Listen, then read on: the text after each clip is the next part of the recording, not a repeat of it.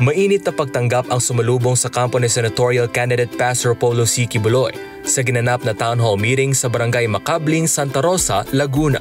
Ang nasabing pagtitipon ay dinaluhan ng daang-daang residente na sabik na mas makilala ang buting pastor at ang kanyang adhikain para sa bayan. Sa pahayag ng punong barangay na si Ginang Adorasyon Ong Iko, kanyang pinuri ang makadiyos na paninindigan ni Pastor Kibuloy at ang malasakit nito sa kapwa. Nakita ko sa kanya na talagang makadiyos siya. Pag ang tao yung makadiyos, mahal niya ang Panginoon at mahal din niya ang kapwa.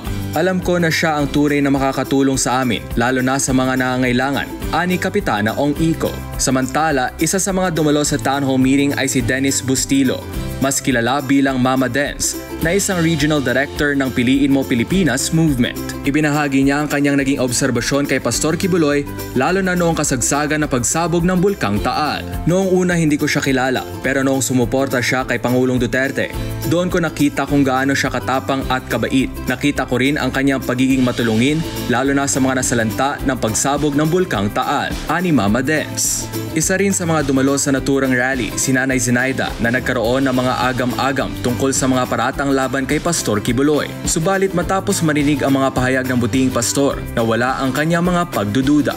Narinig ko na laban siya sa korupsyon, laban siya sa droga at sa lahat ng masasamang bagay. Kaibigan pa niya si Digong, kaya masasabi kong okay siya, pahayag ni Nanay Zenaida. Ang matagumpay na campaign rally sa Santa Rosa, Laguna ay patunay ng lumalakas na suporta ng taong bayan kay Pastor Polo C. Kibuloy at sa kanyang advokasya para sa Diyos at sa bayan.